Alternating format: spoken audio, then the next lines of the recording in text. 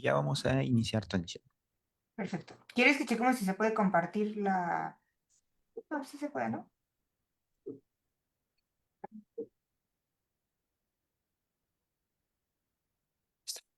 Perfecto, sí, ya.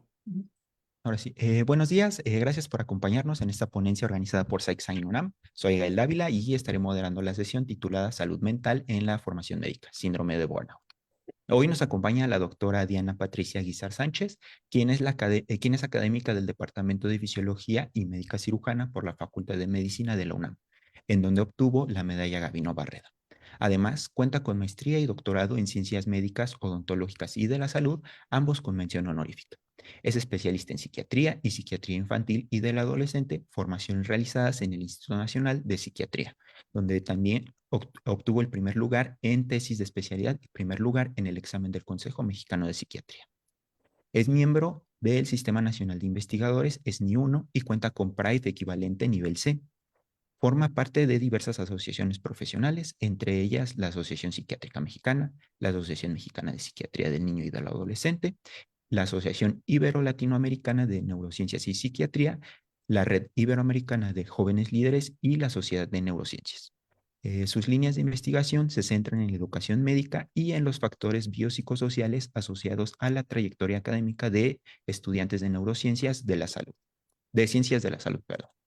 La sesión consiste en la ponencia y al final un breve espacio de preguntas. Pueden escribir sus dudas en el chat en cualquier momento.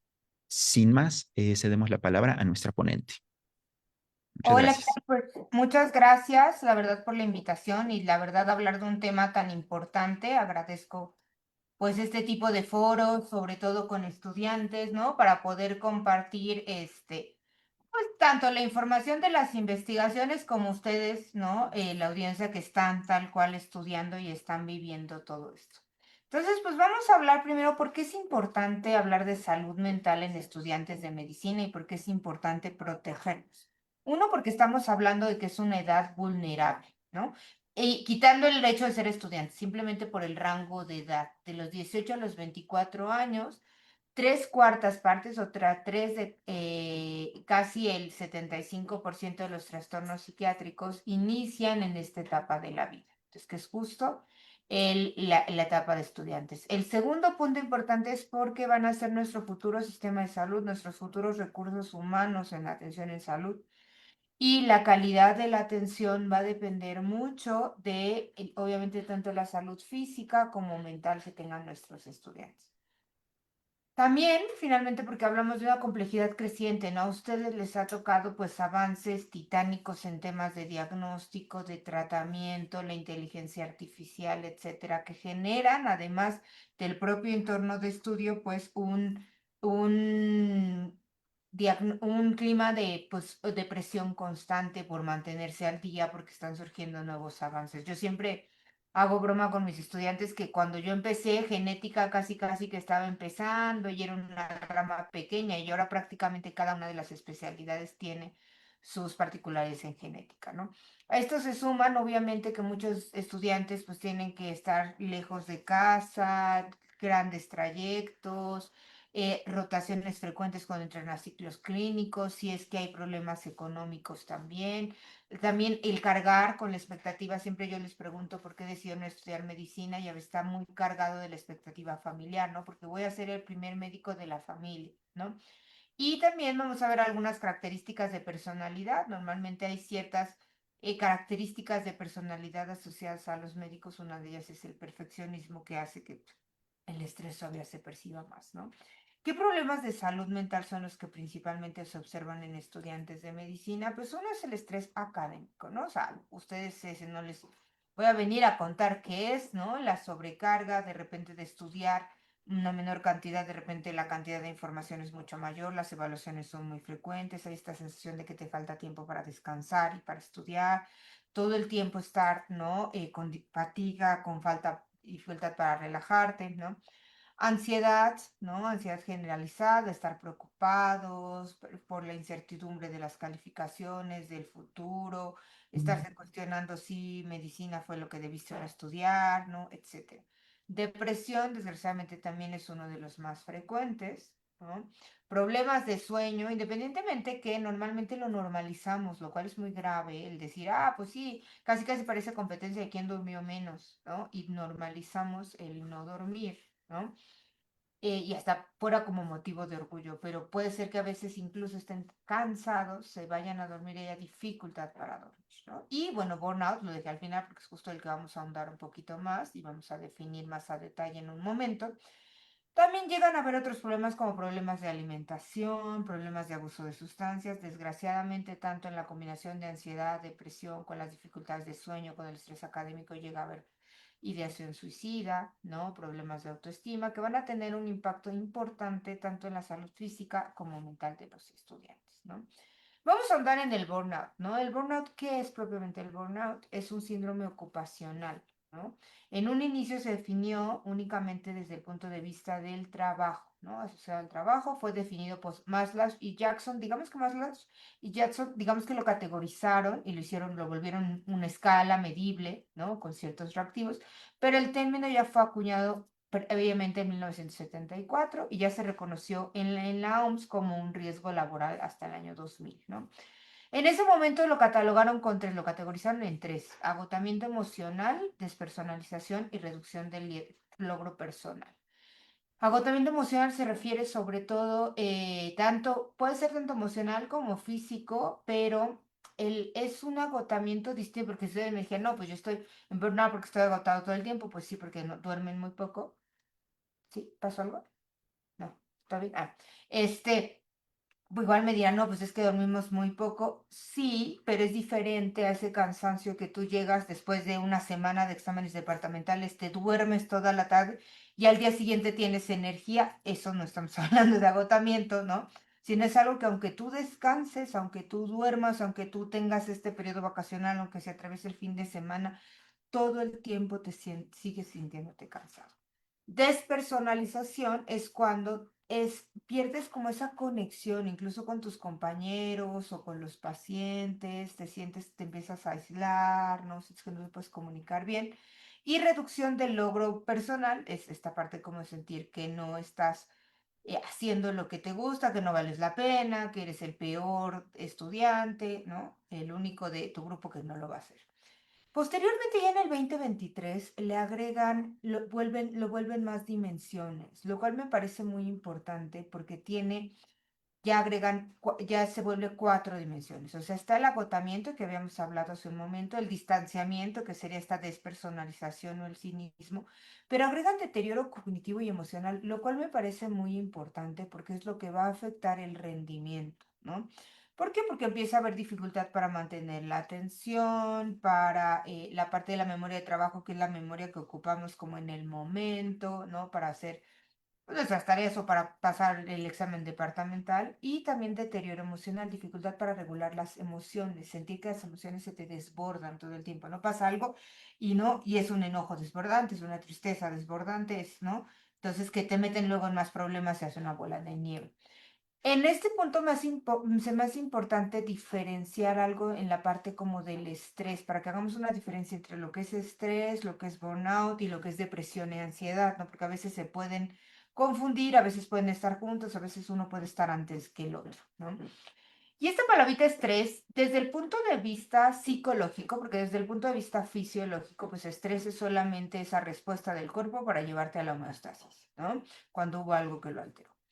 Desde el punto de vista psicológico, hablamos de euestrés y distrés, porque por ahí alguien me dirá, no, es que yo bajo estrés funciono mucho mejor y hago las cosas más rápido y me concentro y no sé qué, y yo al filo del peligro lo logro mejor. Puede ser hasta cierto punto, que es lo que le llaman eustrés, que es un estrés agudo, adaptativo, transitorio, ¿no? Te aumenta la adrenalina, entonces pues sí te mantienes despierto, porque mañana es el DEPA y no has estudiado nada, entonces te mantienes despierto.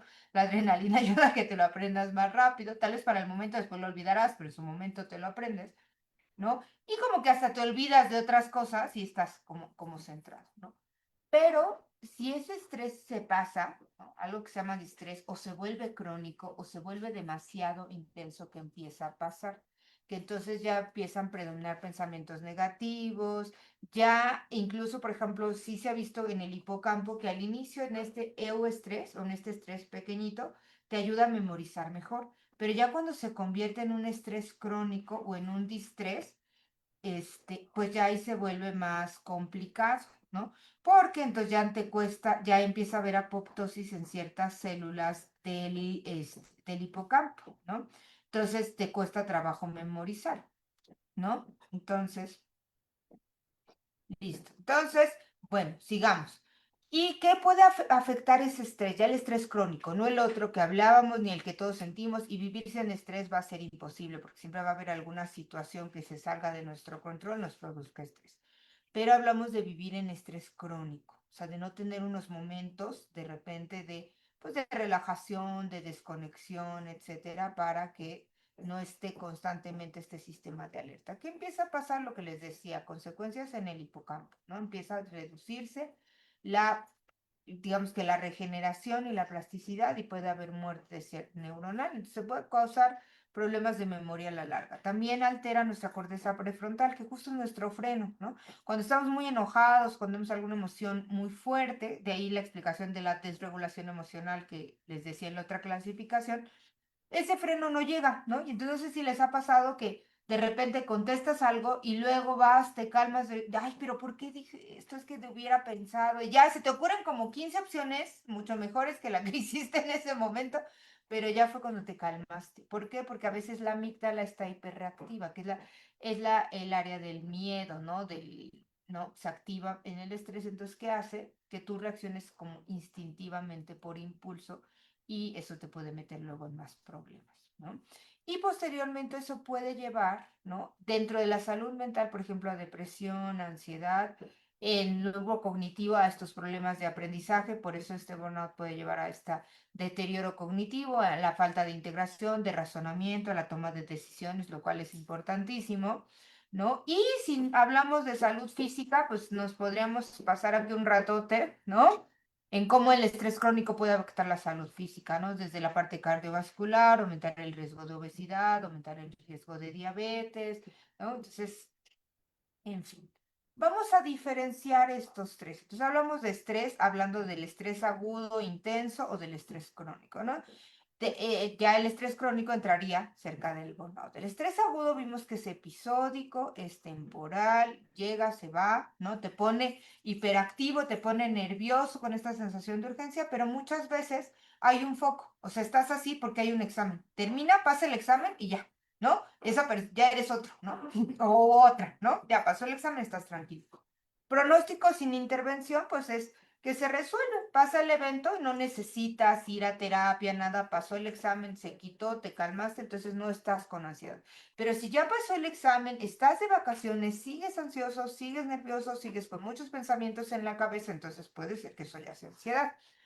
En el burnout ya este estrés es crónico y acumulativo. Ya empieza a haber esa sensación como de casi, puede haber de me vale, ¿no? No me importa, ay, pues me da igual, ¿no? Empiezas a escuchar tal vez a tu compañero o compañera decir comentarios así, ¿no?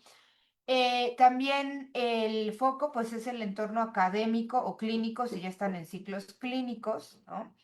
Y predispone fuertemente a trastornos afectivos severos, porque aquí sí se requiere ya una intervención. Ya no es solo que se te va a pasar, porque les decía, ya tú puedes dormir, puedes descansar, pero te sigues sintiendo agotado físicamente o emocionalmente al día siguiente. Y ya puedes caer en un trastorno depresivo, que ya es un estado persistente de baja de ánimo, de tristeza, de sensación de desesperanza, ¿no? Estas cifras, aunque es un estudio viejito, es un estudio mexicano, de los pocos que hay sobre cómo están las cifras de burnout en nuestro país, ¿no? Y en qué áreas, digamos, de trabajo se observa más. Como verán, en el área de la salud, lo que es medicina, pues es donde más, ¿no? Este, son los que más, y enfermería igual, ¿no? Igual los docentes, etcétera.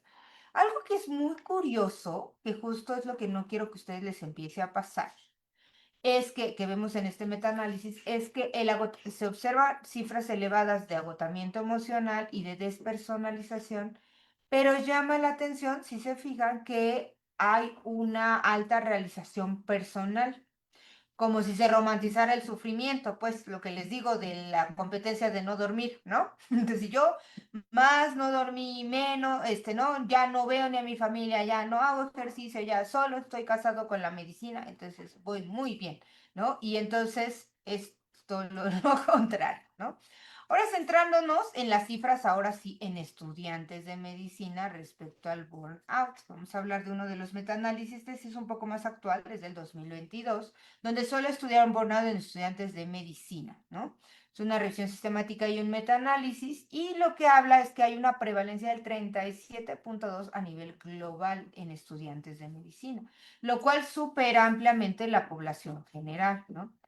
También se observa una reducción hasta del 10% en la calidad de vida de los estudiantes comparado con pares de la misma edad, aún suponiendo que todos tienen ese riesgo que les decía de los 18 a los 24 de problemas de salud mental.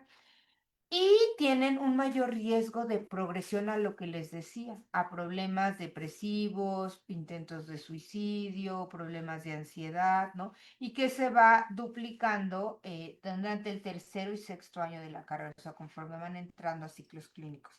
Si nos vamos a esta triada que habíamos visto de agotamiento emocional, despersonalización y logro personal reducido, podemos ver que las cifras están más o menos, ¿no? Hasta 40% casi agotamiento emocional, 35% despersonalización y un 36% en logro personal reducido. ¿Qué hay respecto a diferencias, ¿no? Entre hombres y mujeres? Las mujeres presentan consistentemente niveles más altos de agotamiento emocional y mayores barreras para poder equilibrar la vida personal y profesional, y más conforme van avanzando en el tiempo. Algo que llama mucho la atención, que por eso es importantísimo hablar de burnout, es que de repente uno pensaría, ay, pues es desgaste laboral, ¿no? O desgaste de estudio, pasa en los últimos. No, muchas veces pasa en los más jóvenes. ¿Por qué? Porque a veces tú tienes un ideal, o sea, tú entras con una idea en tu cabeza de lo que deberían ser las cosas, y de repente te topas con que las cosas no son como tu ideal, ¿no? Y entonces ese choque, ¿no? Y mientras más tú te aferres y seas menos flexible y digas que tiene que ser así porque yo lo soñé así, debería ser así, peor, ¿no? Este, la competitividad también, bueno, eso también no es un secreto, que ustedes también lo viven día a día, también el alto nivel de competitividad. ¿Qué otros factores hay desde el punto de vista individual? ¿No? Se ha visto que, por ejemplo, el tener baja autoestima también. ¿Por qué? Y colgarle todo a la parte académica y la parte profesional, que eso es bien importante equilibrar en sus vidas, porque si todo se convierte si pones todos tus huevos en una canasta, se te cae esa canasta y es trágico, ¿no? Entonces tiene que haber en cada una de las canastas cosas, ¿no? Entonces, que tú no seas, que no todo sea valorado acorde a tu capacidad académica, porque yo entiendo que todos, a veces se les olvida y siempre se los recuerdo a mis estudiantes, que ustedes entraron a una carrera de las más complicadas, ¿no? Donde necesitabas cierto promedio, si entraste por promedio, necesitabas no reprobar, o si entraste por examen, pues tuviste que hacer un excelente examen para poder ingresar. Entonces son personas inteligentes. Yo sé que a veces la vida, los exámenes los hacen dudar, pero son personas inteligentes, son inteligentes y entraron. Pero muchas veces, si tú toda tu, digamos, lo que llevas de vida lo fuiste validando tu valor acorde a tu progresión académica, claro que se vuelve trágico si de repente en vez de sacarte los 10 que sacabas antes, sacas un 5, sacas un 6. Entonces empiezas a sentir que tu valor baja. Entonces es bien importante fortalecerte, áreas de valor, por eso la autoestima puede afectar. Mecanismos de adaptación desadaptativos. Todos tenemos mecanismos de afrontación, de afrontamiento y mecanismos de adaptación al medio. Algunos pueden ser desadaptativos, por eso el consumo de sustancias, ¿no? O sea, también yo puedo afrontar yéndome a tomar todos los viernes para soportar la carrera, sí, pero eso lejos de ser adaptativo, me puede llevar a la larga a que sea desadaptativo, ¿no? Porque puedo caer en una adicción, y etcétera, ¿no? Otro es la edad. Les decía que aquí también a menor edad, muchas veces por ese idealismo también se llega a observar. Estado civil, creo que la mayoría son solteros, pero se ha visto diferencias tanto en hombres y mujeres en cuanto al estado civil. Pero aquí también está el papel de la familia, muy importante. Cuando tenemos redes de apoyo familiares o sociales, también son muy importantes. Vamos a ahondar un poquito de eso. El tener esta cosmovisión idealista y cenarnos a que debería de ser, porque así yo lo imaginé en mi cabeza, ¿no? Y tenía yo expectativa a veces poco realista también. Los problemas financieros en familia obviamente también aumentan, porque es un estrés adicional que tú ya traes de base que probablemente otras personas no traen. ¿No? Obviamente la carga de trabajo, problemas con los compañeros, ¿no? Desequilibrio entre esfuerzo y recompensa, que a veces yo sé, y de verdad es que es algo que tenemos que ir aprendiendo en la vida, ese sentido de justicia tan rudo. A veces luego se entra un juego en donde a veces hasta se dan cuenta algunos docentes o en algún lugar que a ti te gusta la recompensa, entonces te la van alejando como para que tú te esfuerces más y así, y entonces se vuelve un juego que tú no tienes que vivir para la recompensa. Es bonito, obtén recompensa en tus logros, date tu propio reconocimiento, pero no necesariamente lo esperes de fuera, ¿no? Y bueno, también la violencia, ese es un tema importantísimo dentro de el ambiente médico, probablemente les ha habido desde el pregrado hasta el posgrado en las residencias médicas, y es importante irlo frenando. Muchas veces es sorpresivo como de repente uno se queja, no, es que la violencia cuando somos estudiantes, cuando somos docentes, y de repente llegan a docentes o llegan a residentes y ejercen la misma violencia sobre los estudiantes, ¿no? Entonces hay que ir rompiendo esa cadena, ¿no? ¿Qué otro se ha visto? Bueno, la carga excesiva, los trabajos, los exámenes, ¿no? A veces, si les llegan ya cuando están en tercero, cuando están en el internado, ¿no? Tareas administrativas, ¿no? También los avances tecnológicos, les digo, rasgos perfeccionistas, el tener, ¿no? Decir, tiene que ser así, también este deber ser, nos afecta muchísimo, expectativas cambiantes de los pacientes, el que haya recursos limitados en algunas instituciones de salud y que tú tengas toda la intención de hacer tu trabajo, que tú aprendiste que en el Harrison decía que el siguiente paso era una resonancia magnética funcional y pues no hay, o sí hay, pero el paciente no puede pagar la resonancia, tienes que, ¿no? Con esos recursos, ¿no?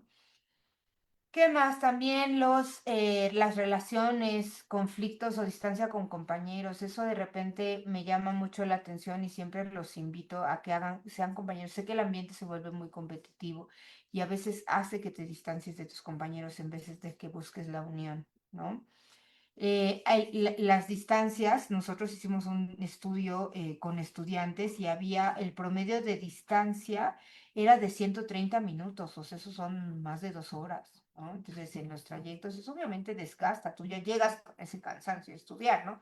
Entonces, podremos ver que en la superficie no está todo lo que ya te dicen los exámenes, que la carga de trabajo es grande, ahí está el sueño, pero todo lo que viene debajo, ¿no? Toda esta violencia, las jerarquías, la exposición constante a la muerte también, ¿no? Siempre yo los invito a que hay cursos optativos o demás del médico ante la muerte o cómo dar malas noticias, que a veces no te lo enseñan y como que se asume que tú ya lo vas a aprender así como, traste a medicina, lo aprendiste, alguien te iluminó y lo aprendiste, no. Es importante, somos personas, somos seres humanos, somos médicos, pero somos seres humanos, entonces también nos afecta el estar en contacto obviamente, con la muerte, con dilemas éticos, con que a veces tu paciente lo único que vas a hacer es aliviar la calidad de vida en sus últimos días o cuidados paliativos, no lo vas a poder curar. Y a veces, si tú entras con el ideal de que estudié medicina para curar personas, hay veces que no va a ocurrir eso, ¿no? El aislamiento social, ¿no? Entonces también eso es importante. Y bueno, aquí este es como hicimos un diagnóstico situacional donde pusimos como todos los factores en conjunto, ¿no? De tanto también lo que traemos nosotros, o sea, está la demanda de la escuela, pero también lo que traemos nosotros de toda la vida, ¿no? Desde antecedentes de violencia en la infancia, problemas con las redes de apoyo en familiares, nuestros rasgos de personalidad. Les digo que muchas veces se ha visto también en los médicos que tenemos mucho el ser valorados por el hacer, ¿no? Entonces yo valgo mientras hago cosas, no per se ya valgo por ser persona, ser humano, no, es con base en lo que yo hago. Entonces es muy peligroso porque entonces sientes tu valor va dependiendo, va fluctuando. Después, bueno, este es un estudio que ya se hizo en México, lo hicieron en el 2025 sobre salud mental en estudiantes de medicina justo de la facultad. Aquí el problema es que lo hicieron de tercero a sexto año, se comieron a los de primero y segundo, pero bueno, ahorita les voy a dar datos de primero y segundo. Pero fíjense las cifras, casi el 49%, o casi la mitad con síntomas depresivos, ¿no? Más de la mitad con ansiedad y bueno, con estrés ya, ¿no? tres cuartas partes, ¿no? Entonces eso es importante porque las tasas superan a lo que se ha visto en otros estudios, ¿no? En otros metaanálisis, de un 27 a un 33 en cuanto a depresión, pues aquí supera igual la ansiedad, ¿no? Y el estrés.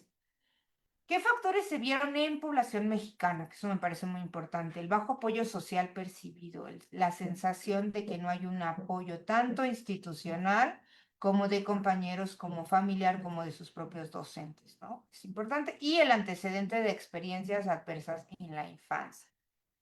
También la actividad física, aquí en No Todo es Malo, que protege actividad física, sueño adecuado y muchas veces pues el promedio. Les digo, el valorarse con base al ser, al hacer, ¿no? Entonces, si tengo buen promedio, pues no importa que no duerma, que todo está perfecto porque lo estoy logrando, ¿no?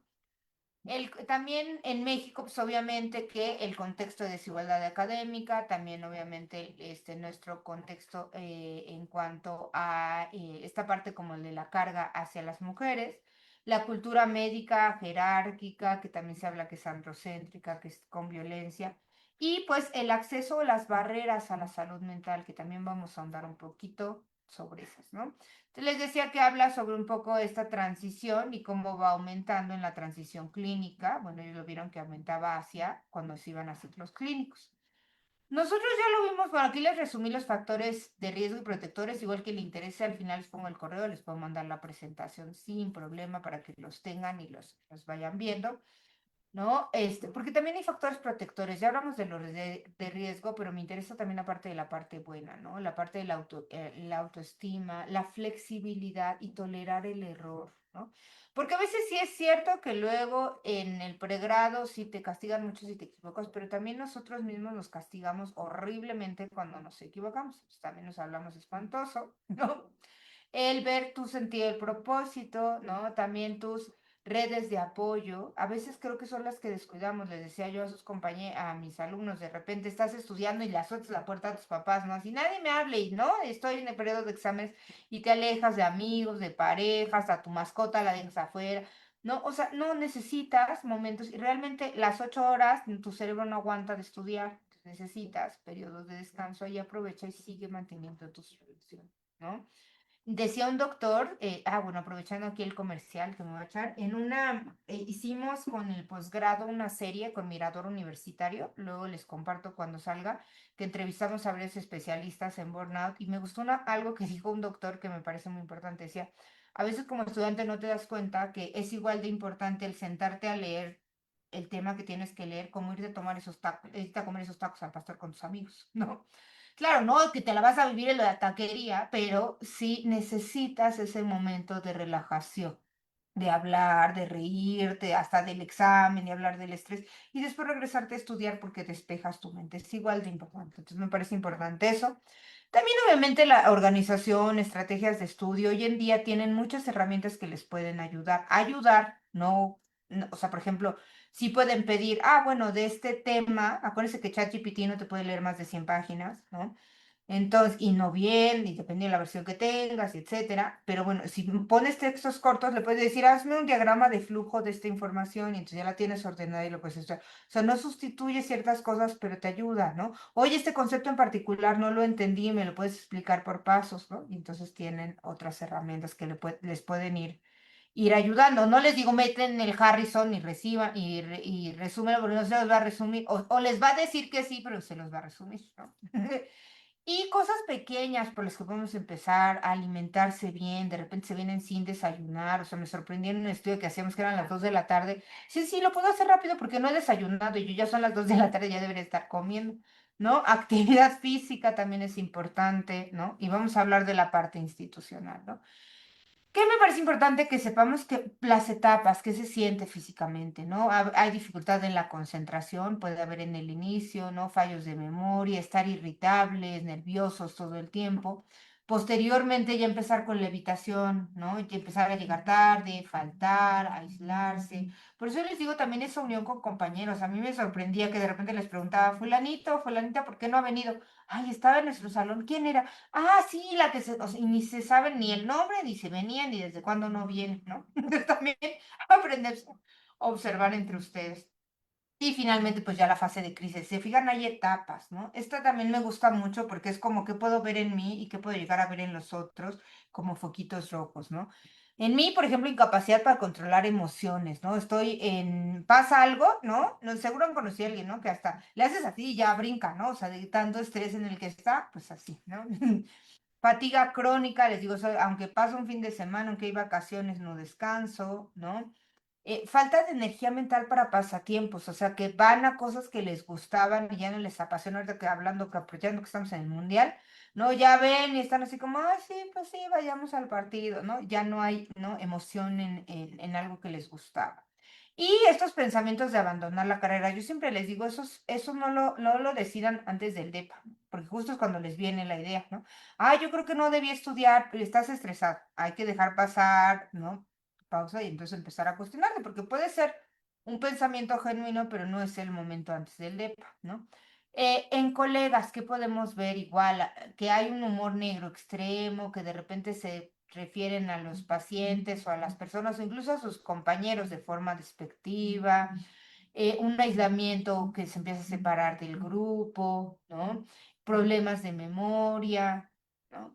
Y pues va a tener impacto, ¿no? Se hace una cascada, impacto personal, pero también va a tener un impacto académico y finalmente que también por eso nos interesa como institución de salud y como institución universitaria un impacto clínico, ¿no? O sea, un impacto en la calidad de la atención, porque uno va a cometer errores si estás de malas, si no te sientes a gusto, tu juicio clínico también varía, ¿no? Entonces va a haber errores médicos, problemas en la salud mental, puede llegar a ser tan grave como una ideación suicida, pérdida de la empatía o también el abandono académico, que es importantísimo porque les repito, son chicos inteligentes, estudiosos, no se olviden de dónde vinieron, ¿no?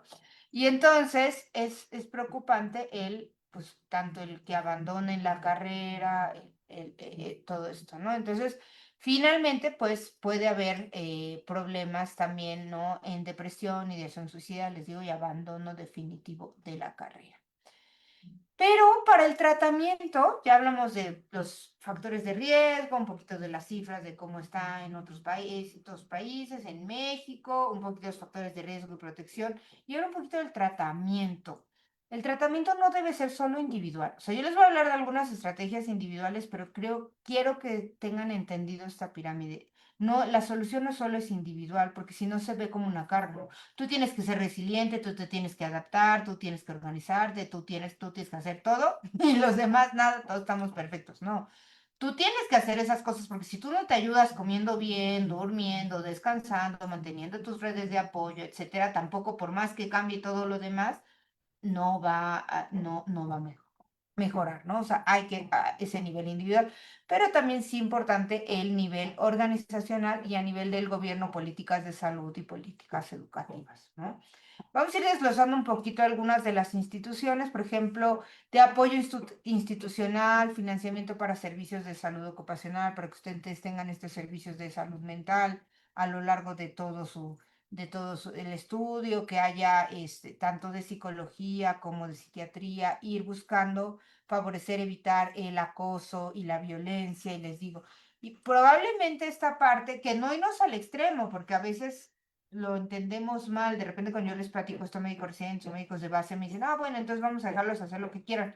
No, no es como, tampoco, eso es lo que pasa, también a veces nos pasa eso yo como psiquiatra infantil con la crianza respetuosa, ¿no? Que de repente creen que es, sí, entonces consciente al niño, no. O sea, es también poner límites, o sea, también es importante que haya límites, que haya estructura y que sepamos que obviamente el que toma la decisión es el médico de base, que le dice al R4, al R3, al R1, al estudiante, ¿no? O sea, sí hay, pero no tiene que ser necesariamente con violencia, ¿no? Son límites no violentos. Y también, obviamente, nombrar también esta parte como recursos suficientes, también yo hablo de favorecer o buscar también la salud mental en los docentes porque muchas veces el docente también tiene algún problema de salud mental, le cuesta trabajo detectar cuestiones de salud mental, o si tiene sus propios prejuicios o estigmas acerca de la salud mental, pues también afecta, ¿no? Obligación moral de las escuelas de medicina, pues tenemos esa obligación moral y ética de garantizar el bienestar de los estudiantes, ¿no? ¿Por qué? Porque no es solamente individual, les digo, va a ir como cadenita, ¿no? Afectando hasta los usuarios, los pacientes. Y en algún momento todos vamos a ser pacientes, ¿no? Querámoslo o no. Es importante hacer reformas curriculares, cultura de seguridad, tolerancia cero al maltrato por parte de compañeros, entornos justos de aprendizaje. Y algo que me parece muy importante, quitar también esa competitividad tóxica, pero desde que ingresamos, ese perfeccionismo, ya entraron, ya, ¿no? O sea, en un futuro es lo que yo les digo a mis alumnos, en un futuro van a ser sus colegas, van a ser, si tú tienes un paciente, yo por ejemplo como psiquiatra tengo un paciente que tengo una duda si tiene algo cardíaco o algo endocrinológico, lo refiero con mi compañero, pues si yo me llevé de pleito con todo el mundo, ¿con quién lo voy a mandar? ¿No? Entonces, van a ser tus compañeros. Entonces, no todo el tiempo es esa competencia. Y algo que me parece importantísimo es esto del acceso psiquiátrico sin estigma, porque hay muchísimas barreras para la atención. Barreras reales por el tiempo, que a veces puede ser, ¿no? Esta parte como de, o sea, no reales, perdón, externas, ¿no? Que son como esa falta de tiempo, ¿no? Que a veces por la carga académica se prioriza otras cosas que ir a atención, ¿no? Pero también es muy importante, y otras barreras institucionales, ¿no? Tal vez hay pocas consultas, pocos médicos, entonces los tiempos de atención son prolongados, etcétera. Pero también hay muchas que son de autoestigma, ¿no? Es decir, no, es que yo cómo voy a ir, o sea, como que el otro se sienta mal, lo comprendo, ¿no? Y repiten esa frase de no hay salud sin salud mental, ¿no? Y sí, que los demás se depriman, vaya señora atención o señora atención, pero yo no, ¿no? O sea, yo soy infalible, yo no me voy a enfermar, no puedo, porque entonces pareciera que mostrar ese lado vulnerable como médicos nos hicieran malos médicos. Entonces quiero que se vayan quitando un poco esa idea, porque se habla mucho del humanismo en medicina, ¿no? De ser humanos con nuestros pacientes, pero no somos humanos con nosotros mismos ni con nuestros compañeros. Entonces es bien importante que eso no te hace. Y por probabilidad, para como está la depresión ahorita, todos nos vamos a deprimir en algún momento de nuestra vida. Y eso no nos hace débiles, no nos hace malos médicos, no nos hace que no tenemos carácter para ejercer la medicina, no.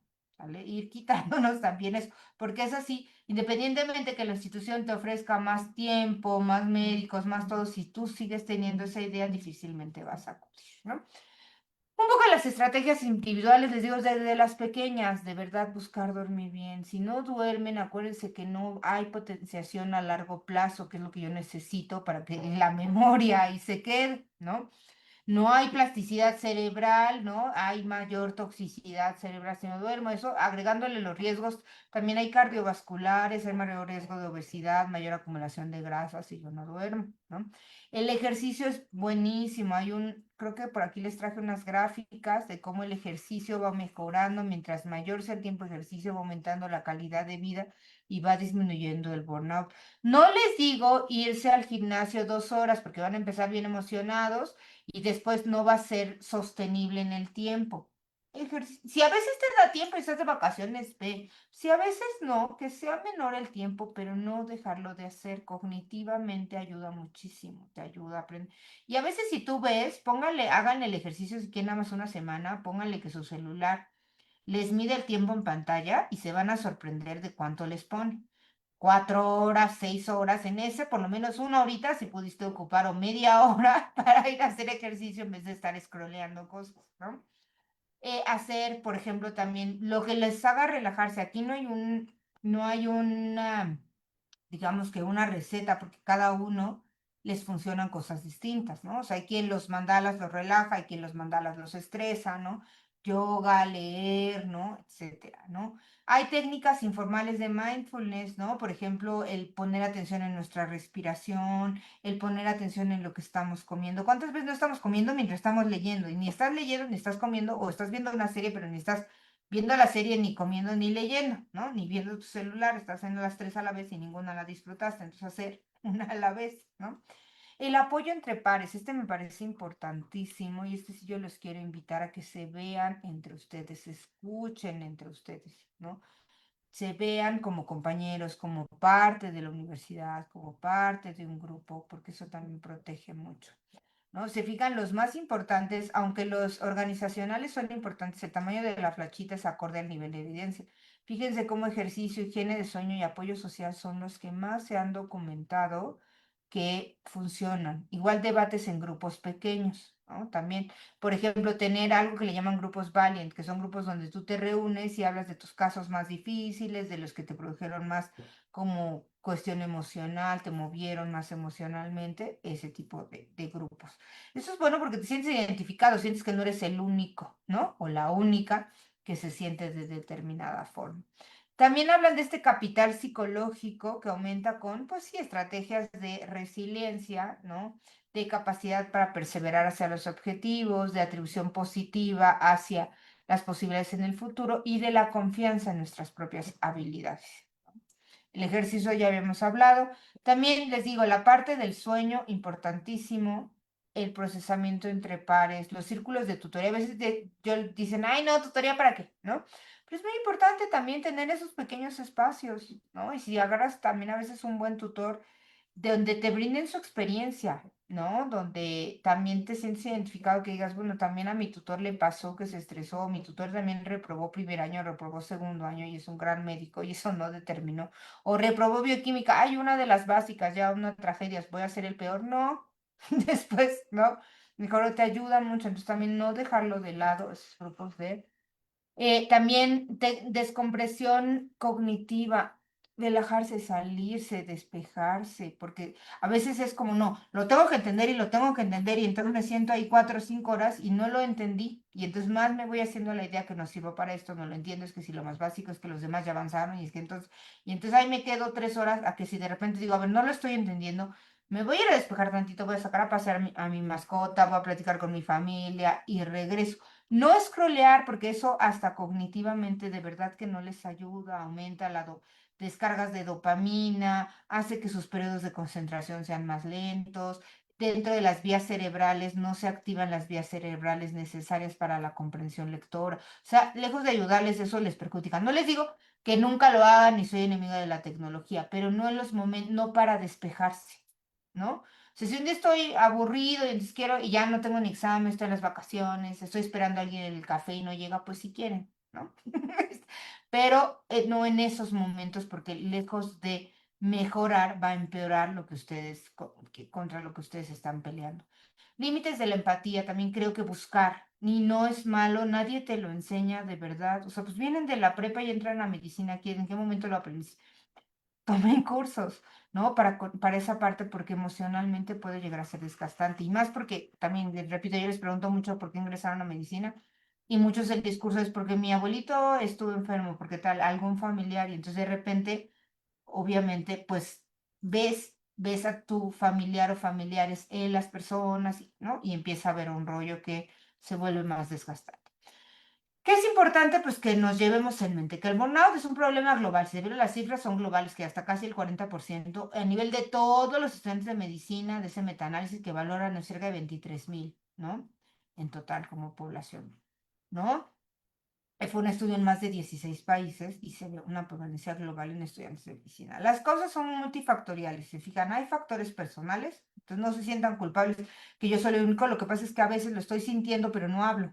Yo siempre hago burla con mis alumnos de que a mí me pasaba mucho que decían dudas y yo tenía un montón y no levantaba la mano y decía no, porque todos decían no, no, todo claro, y ponían sus caritas así. Yo decía, Dios mío, entonces yo creo que tengo un problema porque yo no entendí. Y ya después terminaba la clase y le preguntaba al que había dicho, sí, sí, sí, sin problema. Le decía, oye, es que yo no entendí, ¿me explicas? Es que yo tampoco entendí. Y había muchos que no habían entendido, pero por pena nadie preguntaba. Entonces, no se sientan los únicos. A veces por eso les digo, fomentar el grupo, porque puede ser que sean más. Entonces, no sentirse así, porque eso también te aleja y te aísla, ¿no? Factores académicos, factores personales, les digo, factores del transporte, factores ambientales, ¿no? Y factores también de la propia institución y la propia carrera. Por lo tanto, la atención no es solamente a nivel individual, ¿no? No es como, pues tú ve cómo lo haces y cómo lo solucionas. Y una forma de poderlo pedir los cambios a nivel organizacional y gubernamental es otra palabrita que me gusta mucho de los invitados que llevo a estas pláticas de burnout, es que le llama tener dimensión política. Que a veces no nos sentimos importantes y sentimos que no tenemos una dimensión política, pero sí la tenemos, sí podemos. Si vamos nosotros siendo agentes de cambio, vamos generando eso también en las siguientes generaciones, en nuestros pares, y vamos haciendo esa presión a nivel organizacional e institucional. Por ejemplo, esto que hacen ustedes como estudiantes de invitar, para tener invitados para conocer, he visto que hablan de varios temas, es el empezar a ser agentes de cambio, empezar a ejercer una presión, ¿no?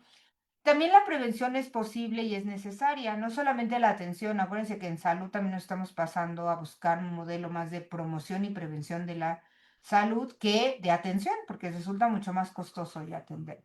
Y hablando de estos modelos preventivos, pues también hay modelos preventivos en lo individual y también en lo institucional, ¿no? Y en lo individual les digo, actividad física, higiene de sueño, de verdad duerman, les va a ayudar, ¿no? No va hasta aprenderse las cosas más rápido, ¿no? Y bueno, dentro de lo que nos toca como institución, pues reformas en la parte curricular, fomentar ambientes inclusivos, aumentar el número de tutores, buscar tener estos grupos Valen. Yo estoy peleando un poquito porque los haya tanto en docentes como eventualmente en estudiantes, ¿no? Y implicaciones para la práctica, digo, fortalecer estas habilidades en lo individual, la resiliencia, esperanza, optimismo, buscar cultivar redes de apoyo y mejorar así la satisfacción educativa para ganarle esta balanza, ¿no?